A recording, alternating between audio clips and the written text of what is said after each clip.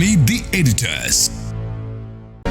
Cinema മേഖലയിലെ ലൈംഗികാരോപണ വിവാദത്തിൽ നിലപാട് വ്യക്തമാക്കാതെ നടൻ മോഹൻലാൽ എല്ലാത്തിനും ഉത്തരം പറയേണ്ടത് AMMA അല്ലെന്നാണ് മറുപടി. കുറ്റം ചെയ്തവർ ശിക്ഷിക്കപ്പെടണമെന്ന ഹേമ കമ്മിറ്റി റിപ്പോർട്ടിനെ കുറിച്ചുള്ള ചോദ്യത്തോട് അദ്ദേഹം പ്രതികരിച്ചു. ഒരു പവർ ഗ്രൂപ്പിന്റെയും ഭാഗമല്ല എന്നും മോഹൻലാൽ പറഞ്ഞു. മറ്റെല്ലാ സ്ഥലത്തും സംഭവിക്കുന്ന കാര്യങ്ങൾ സിനിമയിലും സംഭവിക്കും. അതിനെ ഒരിക്കലും ഞാൻ പ്രോത്സാഹിപ്പിക്കുകയല്ല. എല്ലാ മേഖലയിലും ഇത്തരം കാര്യങ്ങൾ ഉണ്ടാകാറുണ്ട്. ഹേമ കമ്മിറ്റി റിപ്പോർട്ട് വളരെയധികം സ്വാഗതാർഹമാണ്. ഞാൻ 2 പ്രാവശ്യം ആ കമ്മിറ്റിയുടെ മുമ്പിൽ പോയിരുന്ന് സംസാരിച്ച ആളാണ്. എന്നോട് ചോദിച്ച ചോദ്യങ്ങൾക്കൊക്കെ മറുപടി പറഞ്ഞു. ഒരു ഇൻഡസ്ട്രി തകർന്നു പോകുന്ന ഒരു കാര്യമാണ്. ഇത്രയും 10,000-കണക്കിന് ജോലി ചെയ്യുന്ന ആൾക്കാർ ജോലി ചെയ്യുന്നതാണ്. ഞാൻ എൻ്റെ ജീവൻ തുടങ്ങുന്നത് മദ്രാസിൽ നിന്നാണ്. അന്നൊന്നും ഒരു തരത്തിലുള്ള സൗകര്യങ്ങളുമില്ല. ആ സൗകര്യങ്ങളിൽ നിന്ന് പിന്നെ മലയാളം എൻറ്റിറ്റി വൈസ് ചെറിയൊരു സ്ഥലമാണ് കേരള. ഞങ്ങൾ വളരെയധികം കഷ്ടപ്പെട്ടു. കഷ്ടപ്പാടിനെ കുറിച്ച് പറയല്ല, വളരെ കഷ്ടപ്പെട്ട് ഉണ്ടാക്കിയെടുത്ത ഒരു ഇൻഡസ്ട്രിയാണിത്. ഇങ്ങനെ ഒരു സംഭവം മലയാള സിനിമയിൽ നടന്നു. മോഹൻലാൽ എവിടെയായിരുന്നു? ഒളിച്ചോടിപ്പോയി എന്നൊക്കെ പറഞ്ഞു. ഞാൻ ഒരിടത്തേക്ക് ഒളിച്ചോടിപ്പോയിട്ടില്ല. ഞാൻ നിങ്ങളുടെ ഒപ്പം കഴിഞ്ഞ 47 വർഷമായിട്ട് സഞ്ചരിക്കുന്ന ആളാണ്. ഇവിടെ ഇരിക്കുന്ന ഒരുപാട് മുഖങ്ങളെ എനിക്കറിയാം. അവരുമായിട്ടൊക്കെ നല്ല സൗഹാർദ്ദത്തിൽ തന്നെയാണ് ഇത്രയും കാലം ഞാൻ സഞ്ചരിച്ചിട്ടുള്ളത്.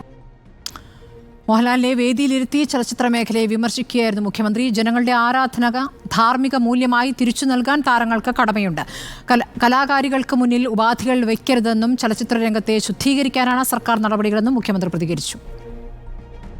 ചലച്ചിത്രം ഈ കാലത്തിൻ്റെ ഏറ്റവും വലിയ ജനകീയ മാധ്യമമാണ്. മനസ്സുകളെ മലിനമാക്കുന്ന അംശങ്ങൾ സിനിമയിലായാലും സിനിമാ രംഗത്തായാലും ഉണ്ടാവുന്നില്ലെന്ന് ഉറപ്പാക്കേണ്ട വലിയ ഉത്തരവാദിത്വം അതുകൊണ്ട് തന്നെ ആ രംഗത്ത് പ്രവർത്തിക്കുന്നവർക്കുണ്ട്.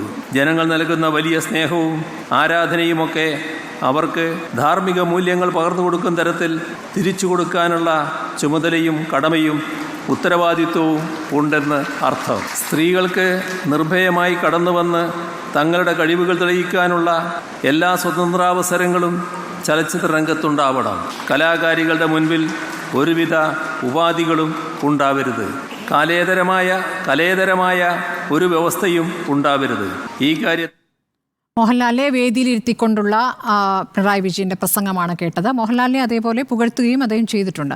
മറുപടി ഇങ്ങനെ മതിയോ എന്നുള്ളതാണ് നമ്മുടെ ചോദ്യം. ഡോക്ടർ അരുൺ, നമുക്ക് വളരെ കുറച്ച് സമയമുള്ളൂ. എല്ലാവർക്കും 2 മിനിറ്റ് വീതമേ ഉള്ളൂ. ഇന്നത്തെ മോഹൻലാലിന്റെ പ്രസംഗത്തെ എങ്ങനെയാണ് കാണുന്നത്? പ്രതികരണത്തെ എങ്ങനെയാണ് കാണുന്നത്? മോഹൻലാൽ പ്രസംഗിക്കേണ്ടായിരുന്നു എന്നാണ് എനിക്ക് തോന്നിയത്. മോഹൻലാൽ ഒരു ബ്ലോഗ് എഴുതിയാൽ കുറച്ചുകൂടി മോഹൻലാലിന് സേഫ്റ്റി ഉണ്ടായിരുന്നു എന്നുള്ളതാണ്. മോഹൻലാലിനെ കൊണ്ടിത് കഴിയില്ല. മോഹൻലാൽ പ്രതിരോധിച്ച് ദുർബലനായതാണ് നമ്മൾ കണ്ടത്. യഥാർത്ഥത്തിൽ മോഹൻലാൽ എന്താണോ പറയാൻ വന്നത് അതുപോലും മോഹൻലാൽ പറഞ്ഞു എന്നെനിക്ക് സംശയമുണ്ട്. നിങ്ങളെല്ലാം ചോദ്യങ്ങളുമായാണ് വന്നിരിക്കുന്നത്, എൻ്റെ കയ്യിൽ ഉത്തരങ്ങളില്ല എന്നാണ് മാധ്യമപ്രവർത്തകരോട് പറയുന്നത്. പിന്നീട് എന്തിനാണ് അദ്ദേഹം മാധ്യമങ്ങളെ അഭിമുഖീകരിച്ചതെന്ന് എനിക്കറിയില്ല. വൈകാരികമായ മലയാളം ഇൻഡസ്ട്രിയിൽ താൻ അനുഭവിച്ച ബുദ്ധിമുട്ടുകൾ പറയാൻ മറ്റൊരു അഭിമുഖത്തിൽ നമുക്കത് പറയാനുള്ള അവസരമുണ്ടല്ലോ. താൻ കഴിഞ്ഞ കുറേ വർഷങ്ങളായി പ്രസിഡന്റ് സ്ഥാനത്തുള്ള AMMA എന്ന താരസംഘടനയിലെ പ്രവർത്തകർ ഈ AMMA എന്ന സംഘടനയുമായി ബന്ധപ്പെട്ട് നൽകിയ പരാതികൾ അതെന്ത് ചെയ്തു എന്നതായിരുന്നു ഒരു പ്രധാനപ്പെട്ട ചോദ്യം. ദിവ്യ ഗോപിനാഥിൻ്റെ പരാതി, ശ്രീദേവികയുടെ പരാതി, ഈ പരാതികളടക്കം നിങ്ങൾ എന്തെങ്കിലും നിലപാടെടുത്തിട്ടുണ്ടോ? ഈ വിഷയത്തിൽ എക്സിക്യൂട്ടീവ് കമ്മിറ്റി രാജിവെച്ചത് ശരിയാണോ? AMMA അടക്കം താരങ്ങൾ അനുഭവിക്കുന്ന പീഡനങ്ങളെക്കുറിച്ച്, അവരുടെ തൊഴിലവകാശങ്ങളിലെ ലംഘനങ്ങളെക്കുറിച്ച് മാധ്യമപ്രവർത്തകർ ചോദിക്കുമ്പോൾ ആ സംഘടനയുടെ പ്രസിഡന്റായിരുന്ന ഒരാൾ വന്ന് പറയുകയാണ്, നിങ്ങൾക്കൊക്കെ ചോദ്യമുണ്ട്, എൻ്റെ കയ്യിൽ ഉത്തരങ്ങളില്ല എന്ന് പറയുമ്പോൾ വിവസ്ത്രനായി പോയി എന്നത് മാത്രമാണ് എനിക്ക് തോന്നുന്നത്.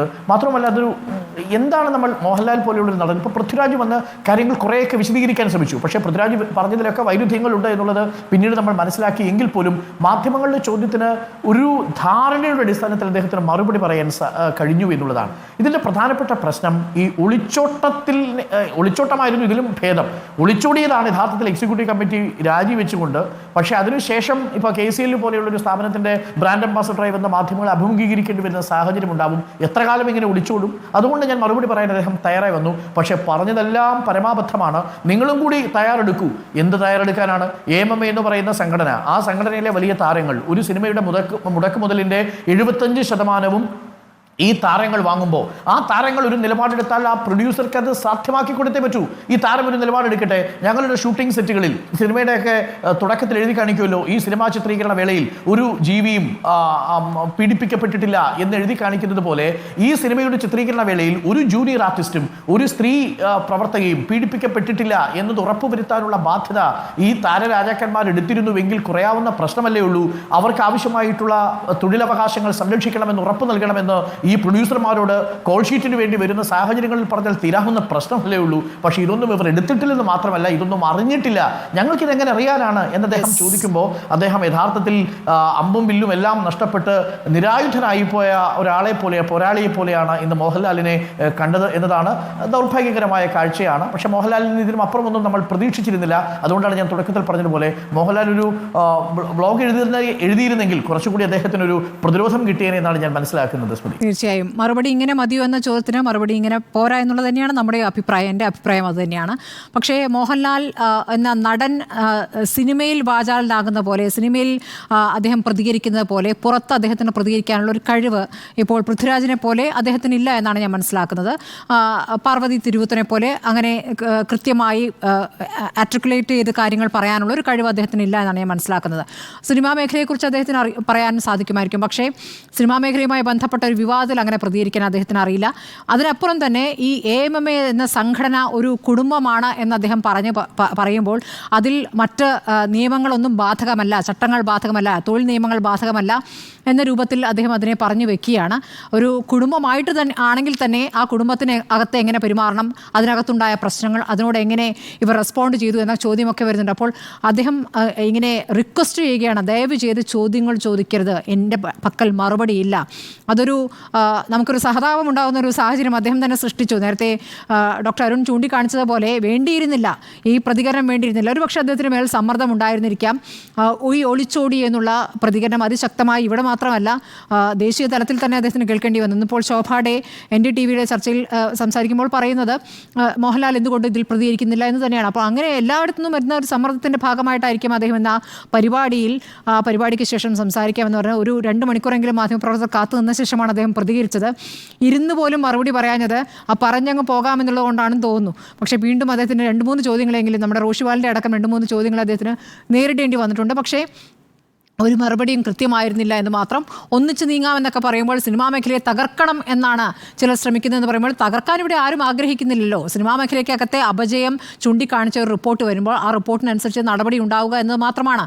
അതിൽ തൻ്റെ ഒപ്പം ഉണ്ടായിരുന്ന പല പ്രധാനപ്പെട്ട താരങ്ങളും ഇപ്പോൾ കേസ് നേരിടുന്നു എന്നുള്ള വിഷയത്തിൽ അദ്ദേഹത്തിന് പ്രതികരിക്കാൻ അറിയുന്നില്ല. എനിക്കറിയില്ല, അത് അതിൻ്റെ നിയമപരമായി പോകട്ടെ, സർക്കാർ ഉണ്ടല്ലോ, പോലീസ് ഉണ്ടല്ലോ, കോടതി ഉണ്ടല്ലോ എന്ന് പറയുമ്പോൾ അത് അതിൻ്റെ വഴിക്ക് പോകട്ടെ. ഏതായാലും അദ്ദേഹത്തിന് അത്രയേ പറയാൻ കഴിയൂ എന്നൊരു രൂപത്തിലാണ് അതിനെ കാണുന്നത്. മറുപടി ഇങ്ങനെ പോരാ എന്ന് തന്നെയാണ് എൻ്റെ അഭിപ്രായം. ഉണ്ണിബാലകൃഷ്ണൻ, നോക്കൂ, ഇപ്പോൾ ഒരു മുൻകൂർ ജാമ്യം എടുത്തുകൊണ്ടാണല്ലോ മോഹൻലാൽ സംസാരിച്ചത്. ഞാൻ ആധികാരികമായി സംസാരിക്കുന്ന ഒരാളല്ല എന്ന മട്ടിൽ അങ്ങനെയുള്ള ഒരു പ്രിവിലേജ് മോഹൻലാലിന് കൊടുക്കാൻ ഞാൻ ആഗ്രഹിക്കുന്നില്ല. അത് അദ്ദേഹത്തിൻ്റെ ഒരു പരിമിതിയായി ഞാൻ കാണുന്നുമില്ല. കാരണം എന്താണെന്ന് വെച്ചാൽ നിങ്ങൾക്ക് ഒരു നിലപാടുണ്ടെങ്കിൽ ആ നിലപാട് പറയാനുള്ളൊരു ഭാഷ നിങ്ങൾക്ക് സ്വാഭാവികമായും കൈവരും. ഇപ്പോൾ ഉദാഹരണത്തിന് സപ്ലൈകോയിൽ അവശ്യ സാധനങ്ങൾ കിട്ടാത്തൊരു സാഹചര്യത്തിൽ നിങ്ങൾ അവിടെ വന്നിരിക്കുന്ന ഒരു വീട്ടമ്മയോട് ഒരു ബൈറ്റ് ചോദിച്ചു നോക്കൂ. അവർക്ക് ഈ രാജ്യത്ത് മൺസൂൺ കാലം വേണ്ട വിധത്തിൽ കിട്ടിയില്ല, അതുകൊണ്ട് മഴയുണ്ടായിരുന്നില്ല, മഴയില്ലാഞ്ഞുകൊണ്ട് കൃഷിയൊക്കെ നശിച്ചു, അതുകൊണ്ട് അവശ്യ സാധനങ്ങൾ ലഭ്യമാക്കാൻ കഴിയുന്നൊരു സാഹചര്യം. ഈ ബോധമൊന്നും അവർക്കുണ്ടാവില്ല. അവരവരുടെ റിയാലിറ്റി അപ്പം തന്നെ പറയും. ആ വീട്ടമ്മ വളരെ ശക്തമായി പ്രതികരിക്കും. ഇങ്ങനെ നമ്മുടെ നാട്ടിലെ മുഴുവൻ മനുഷ്യരും പണ്ഡിതരായിട്ടും വലിയ വാഗ്മികളായിട്ടും പ്രഭാഷകരുമായിട്ടും ഒന്നും അല്ല കാര്യങ്ങൾ സംസാരിക്കുന്നത്. മറിച്ച് ഒരു നിലപാടുണ്ട് എങ്കിൽ ഞാൻ ഉറച്ചു വിശ്വസിക്കുന്നു ആ നിലപാട് പറയാനുള്ള വാക്യങ്ങളും ഒക്കെ നിങ്ങളുടെ കൈവശം ഉണ്ടാകും. ഇവിടെ മോഹൻലാലിനെ സംബന്ധിച്ച് മോഹൻലാൽ ഇക്കാര്യത്തിലൊരു നിലപാടില്ല. അതുകൊണ്ടാണ് മോഹൻലാൽ ഈ കാര്യത്തിൽ ആധികാരികമായി സംസാരിക്കാൻ കഴിയാത്തത്. ഒന്നുകിൽ അദ്ദേഹം മനഃപൂർവ്വമായൊരു നിലപാട് എടുക്കുന്നില്ല, അല്ലെങ്കിൽ ഉള്ള നിലപാട് മറച്ചു വെക്കുന്നു. ഇതാണ് സംഭവിച്ചിരിക്കുന്നത്. ഇനി രണ്ടാമത്തെ കാര്യം, നിലപാടില്ലെന്ന് മാത്രമല്ല തെറ്റായൊരു പ്രതീതി ഉണ്ടാക്കാനും മോഹൻലാൽ ശ്രമിക്കുന്നുണ്ട്. ഇത് എല്ലാ മേഖലയിലും ഉണ്ടല്ലോ എന്നാണ് പറയുന്നത്. അങ്ങനെ ഒരു ചർച്ച ഉണ്ടാക്കുന്നുണ്ട്. എല്ലാ മേഖലയിലും ഇതൊക്കെ ഉണ്ട് എന്ന് പറഞ്ഞുകൊണ്ട് ഈ സംസ്ഥാനം അത്ര മോശപ്പെട്ട ഒരു സംസ്ഥാനമായിട്ട് ആരും ചിത്രീകരിക്കാൻ ശ്രമിക്കേണ്ട. എന്തുകൊണ്ടാണ് ഇപ്പോൾ ഈ സിനിമാ മേഖല ഒരു ചർച്ചാ വിഷയമായിട്ട് വരുന്നത്? അവിടെ ഒരു പ്രമുഖ നടി ഒരു ക്രൂരമായ ലൈംഗിക പീഡനത്തിന് വിധേയമാക്കിയതിനെ തുടർന്ന് ഒരു കമ്മിറ്റി നിയോഗിക്കപ്പെടുകയും ആ കമ്മിറ്റി ഒരു റിപ്പോർട്ട് ഉണ്ടാക്കുകയും ആ റിപ്പോർട്ടിലൂടെ ആ മേഖലയിൽ നടന്നുകൊണ്ടിരിക്കുന്ന വലിയ ലൈംഗിക ചൂഷണങ്ങളെ സംബന്ധിച്ച വിവരങ്ങൾ പുറത്തു വരികയും ചെയ്യുമ്പോൾ സ്വാഭാവികമായിട്ടും അത് ചർച്ച ചെയ്യപ്പെടും. അതുമാത്രമേ ചർച്ച ചെയ്താൽ മതിയോ, മറ്റെല്ലാ മേഖലകളും ചർച്ച ചെയ്യേണ്ടേ എന്ന് ചോദിക്കുന്നിടത്ത് നിങ്ങൾ തെറ്റായൊരു പ്രതീതി സൃഷ്ടിക്കാൻ ശ്രമിക്കുന്നു എന്നുള്ളതാണ്. അത് മോഹൻലാൽ ഈ പറഞ്ഞ പ്രസംഗത്തിൽ ശ്രമിച്ചു എന്നുള്ളത് അങ്ങേറ്റം ഖേദകരമാണ്. രണ്ടാമത്തെ കാര്യം എന്ന് പറയുന്നത്, ഈ സംഘടന ഒന്നടങ്കം പ്രതികരിക്കേണ്ടേ, ഞങ്ങൾ ചിലർ മാത്രം പ്രതികരിച്ചാൽ മതിയോ എന്നാണ് അദ്ദേഹം ചോദിക്കുന്നത്. നോക്കൂ, ഒരു സംഘടനയുടെ നേതൃത്വത്തിലുള്ളവരാണ് സംഘടനയുടെ പ്രതികരണം ആദ്യം അറിയിക്കുക എന്ന് പറയുന്നത്. ഇന്നിപ്പോൾ സംസ്ഥാന സമിതി യോഗം ചേർന്നല്ലോ, CPM-ന്റെ 100 പേർ കൂടുതലുണ്ടല്ലോ സംസ്ഥാന സമിതിയിൽ. അവരെല്ലാവരും കൂടി ഒന്നിച്ചു വന്നിരുന്നിട്ടാണോ വാർത്താ സമ്മേളനം നടത്തുന്നത്? അവിടുന്ന് സംസ്ഥാന സെക്രട്ടറിയായിട്ടുള്ള ഗോവിന്ദ മാസ്റ്റർ മാത്രം വന്നിട്ട് വാർത്താ സമ്മേളനം നടത്തുന്നത്. അതാണ് അതിൻ്റെ രീതി. അപ്പോൾ ആ അർത്ഥത്തിൽ ഇന്നിപ്പം നോക്കൂ, കേരള ക്രിക്കറ്റ് അസോസിയേഷൻ ഒരു പരിപാടിയുടെ ഭാഗമായിട്ടാണ് മോഹൻലാൽ ഇത് സംസാരിക്കുന്നത്. ഒരു പൊതുവേദിയിൽ അദ്ദേഹത്തിന് പ്രത്യക്ഷപ്പെടേണ്ടി വന്നപ്പോൾ അവിടെ മാധ്യമപ്രവർത്തകരുണ്ടായിരുന്നപ്പോൾ മാധ്യമങ്ങൾക്ക് വിലക്ക് കൽപ്പിക്കാൻ കഴിയില്ല ആ ഏരിയയിൽ. കാരണം എന്താ വെച്ചാൽ അത് അവരൊരു വലിയ പ്രോഗ്രാമായിട്ട് നടത്തുന്നതാണ്, അത് ജനങ്ങളിലേക്ക് എത്തുന്നതുകൊണ്ട് മാധ്യമങ്ങൾ അവിടെ വരും. മാധ്യമങ്ങൾ വന്നിട്ട് അവിടെ നിൽക്കുമ്പോൾ സ്വാഭാവികമായിട്ട് ഇതിനെ സംബന്ധിച്ചൊരു ചോദ്യം ഉണ്ടാവുമെന്ന് മനസ്സിലാക്കിക്കൊണ്ടാണ് അദ്ദേഹം ഈ പ്രസ്താവന അങ്ങ് നടത്തിയത്. അപ്പോൾ ഈ സംഘടന എന്നുള്ള നിലയ്ക്ക്, സംഘടനയ്ക്ക് നേതൃത്വം കൊടുക്കുന്ന ആളെന്നുള്ള നിലയ്ക്ക് ആദ്യഘട്ടത്തിൽ തന്നെ മോഹൻലാലിനോടൊപ്പം മറ്റു ഭാരവാഹികളും പ്രതികരിക്കണമായിരുന്നു.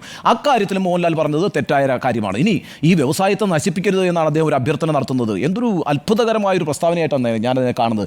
ഈ വ്യവസായത്തിൽ ഏറ്റവും വലിയ ഇൻവെസ്റ്റ്മെന്റ് ആരാണെന്നറിയാമോ? അത് പണം മുടക്കുന്ന പ്രൊഡ്യൂസർ അല്ല, അത് ഈ ഷൂട്ട് ചെയ്യുന്ന ക്യാമറയോ ലൈറ്റോ ഒന്നുമല്ല, പ്രേക്ഷകരാണ് ഇതിനകത്ത് ഏറ്റവും വലിയ ഇൻവെസ്റ്റ്മെന്റ് എന്ന് പറയുന്നത്. നിങ്ങൾ 100 കോടി മുടക്കി ഒരു പടം ഉണ്ടാക്കി, അത് ഈ തിയേറ്ററുകളിലേക്ക് കൊടുത്തു. തിയേറ്ററുകളിൽ പോയ ആളുകൾ ഈ സിനിമ കണ്ടിട്ടില്ലെങ്കിൽ നിങ്ങളുടെ പണം തിരിച്ചു കിട്ടില്ല, നിങ്ങൾ താരങ്ങളാകില്ല. അപ്പം ഇതിലെ യഥാർത്ഥ ഇൻവെസ്റ്റർ എന്ന് പറയുന്നത് പ്രേക്ഷകരാണ്. ആ പ്രേക്ഷകർ ഇന്നിപ്പം കേരളത്തിൽ നടക്കുന്ന ഈ പറയുന്ന സിനിമാ മേഖലയിലെ ഈ പ്രശ്നങ്ങളെ സംബന്ധിച്ച് ആകാംക്ഷയുള്ളവരായിരിക്കുമ്പോൾ ആ ഇൻവെസ്റ്റ്മെന്റിനെ കുറിച്ചാണ് നിങ്ങൾ അറിയിടാവേണ്ടത്. അവരെയാണ് നിങ്ങൾ കാര്യങ്ങൾ പറഞ്ഞ് ബോധ്യപ്പെടുത്തേണ്ടത്. അതിനാണ് ഈ അവസരം നിങ്ങൾ ഉപയോഗിക്കേണ്ടിയിരുന്നത്. അവിടെയും മോഹൻലാൽ പരാജയപ്പെട്ടു എന്നാണ് ഞാൻ വിചാരിക്കുന്നത്. എന്ന് മാത്രവുമല്ല, ഇന്ന് ഹേമ കമ്മിറ്റിയെ കുറിച്ച് മറ്റൊരു പ്രതികരണം കൂടി ഉണ്ടല്ലോ, അതും കൂടി പറയണമല്ലോ. അത് എം വി ഗോവിന്ദ മാസ്റ്റർ പ്രതികരണമാണ്. അത് വളരെ വിചിത്രമായി പോയി. കാരണം വെച്ചാൽ മോഹൻലാൽ നടത്തിയ പ്രതികരണത്തിൻ്റെ മറ്റൊരു രീതിയിലുള്ള പ്രതികരണമായിട്ടാണ് ഞാൻ അതിനെ മനസ്സിലാക്കുന്നത്. കാരണം അദ്ദേഹം ആദ്യം പറഞ്ഞ ICC നടപ്പാക്കി, സർക്കാർ നടന്നു. ICC രാജ്യത്തെ നിയമമാണേ, അത് നടപ്പാക്കിയില്ലെങ്കിലാണ് സർക്കാർ ഇടപെടേണ്ടത്. ICC എന്ന് പറഞ്ഞാൽ ഇന്റേണൽ കംപ്ലയിൻസ് കമ്മിറ്റി ഏത് തൊഴിലിടത്തിലും ഉണ്ടാവേണ്ട ഒരു ആവശ്യമായി ഉണ്ടായിരിക്കേണ്ട രാജ്യത്തെ നിലവിലുള്ള നിയമമാണ്. അത് നടപ്പാക്കി എന്ന് പറയുന്ന ഒരു പ്രധാനപ്പെട്ട കാര്യമല്ല. പിന്നെ അദ്ദേഹം പറഞ്ഞ ശ്രുതി ശരണത്തിനും നാഞ്ചിയമ്മയ്ക്കും ഒക്കെ അവാർഡ് കൊടുത്തു ഞങ്ങൾ. നല്ല കാര്യം, അങ്ങനെ കൊടുക്കണം. പിന്നെ 1.5 കോടി രൂപയോളം ചിലവിട്ട് സ്ത്രീകൾക്ക് സിനിമ നിർമ്മിക്കാൻ. ഇതൊക്കെ കേരളത്തിൽ ചെയ്യപ്പെടേണ്ട കാര്യങ്ങളാണെന്ന്. അത്ര പ്രോഗ്രസീവായ ഒരു സൊസൈറ്റിയാണ്. പ്രശ്നം എന്താണെന്ന് വെച്ചാൽ അവിടെ മുകേഷിൻ്റെ കാര്യത്തിൽ നിങ്ങളൊരു സമീപനം എടുത്തു. രാഷ്ട്രീയ ഉള്ളടക്കത്തോടുകൂടി ധാർമ്മികമായ ഒരു പ്രശ്നവും പറഞ്ഞുകൊണ്ട് വരേണ്ട. ശരിയാണ്, നിങ്ങൾക്ക് രാജിവെച്ച് പോയാൽ തിരഞ്ഞെടുപ്പ് നിയമമാണ് ബാധകം, ധാർമ്മികതയുടെ ബാധകമല്ല. അതിനൊക്കെ അപ്പുറത്ത് ഈ സംസ്ഥാനത്തെ സിനിമാ മേഖലയിൽ നിന്ന് നേരിട്ടുകൊണ്ടിരിക്കുന്ന ഒരു പ്രതിസന്ധി, വലിയൊരു പ്രതിസന്ധിയുടെ പശ്ചാത്തലത്തിൽ ഒരു ആരോപണം നേരിടുമ്പോൾ ചില മാതൃകകൾ കാണിക്കാൻ ബാധ്യസ്ഥമായ ഒരു രാഷ്ട്രീയ പാർട്ടിയായിട്ടാണ് ഞാൻ CPM കാണുന്നത്. പക്ഷേ CPM ഈ യുക്തി വെച്ചുകൊണ്ട് മുകേഷ് രാജിവെക്കേണ്ട എന്ന് പറയാം. പക്ഷേ ഇവിടുത്തെ ഒരു പ്രശ്നം എന്താണെന്നറിയാമോ? കേസ് വന്നു, ശരി, കേസ് വരട്ടെ, തെളിയിച്ചതിന് ശേഷം നടപടികളിലേക്ക് പോകാം എന്ന് പറയുമ്പോൾ ഇത് തന്നെയാണ് മോഹൻലാലിൽ അവർ പറഞ്ഞത്. സിദ്ദിഖിനെതിരെ കേസുണ്ട്, അന്വേഷിക്കട്ടെ, പോലീസുണ്ട്, കോടതിയുണ്ട്, സർക്കാരുണ്ട്, അന്വേഷിക്കട്ടെ. ഈ പറയുന്ന രീതിയിലല്ല ഈ വിഷയത്തെ കാണേണ്ടത്. അതാണ് ഈ മിനിങ്ങാന്ന് ഡോക്ടർ അരുൺകുമാർ ഈ ചർച്ചയിൽ ഉന്നയിക്കാൻ ശ്രമിച്ച ഒരു പ്രശ്നം. അതിപ്പോൾ വളരെ റിയലായിരിക്കുന്നു എന്നുള്ളതാണ്. അതായത് ഈ പറയുന്ന ഹേമ കമ്മിറ്റിയുടെ റിയൽ കോസിനെ അട്ടിമറിക്കുന്ന രീതിയിലേക്ക് കാര്യങ്ങൾ പോകുന്നു എന്നുള്ളത് വളരെ പ്രധാനമാണ്. അത് ഉത്തരവാദിത്തപ്പെട്ട രാഷ്ട്രീയ പാർട്ടി എന്നുള്ള CPM ചെയ്തുകൂടാ. ഉത്തരവാദിത്തപ്പെട്ട 47 വർഷത്തെ അനുഭവ പരിചയമുള്ള ഇന്നീ സിനിമാ ഇൻഡസ്ട്രിയുടെ നെടുന്തൂണുകളിൽ ഒരാളല്ലേ മോഹൻലാൽ എന്ന് പറയുന്നത്. മോഹൻലാൽ ഒരു ചെറിയ പേരാണോ? മോഹൻലാൽ ഒരു ചെറിയ കലാകാരനാണോ? അപ്പോൾ അദ്ദേഹത്തെ പോലൊരാൾ എടുക്കേണ്ട ശക്തമായൊരു നിലപാടുണ്ട്. അത് അദ്ദേഹവും എടുത്തിട്ടില്ല. CPM ഇക്കാര്യത്തിൽ മുകേഷിൻ്റെ ആയി ബന്ധപ്പെട്ട് പ്രതിരോധത്തിലായപ്പോഴത്തേക്കും CPM ഇക്കാര്യത്തിൽ ഒരു എന്താ പറയുക, ഭരണകക്ഷി എന്നുള്ള നിലയ്ക്ക് ഒരു അഴകുഴമ്പൻ നിലപാടാണ് കാര്യത്തിൽ സ്വീകരിച്ചിരിക്കുന്നത്. രണ്ടും ഖേദകരമാണ് എന്നാണ് എൻ്റെ അഭിപ്രായം. രണ്ട് മറുപടി ഇങ്ങനെ പോരാ. ശരി, മറുപടി ഇങ്ങനെ പോരാ എന്ന് തന്നെയാണ് 3 പേരും ഒരുപോലെ അഭിപ്രായപ്പെട്ടിരിക്കുന്നത്.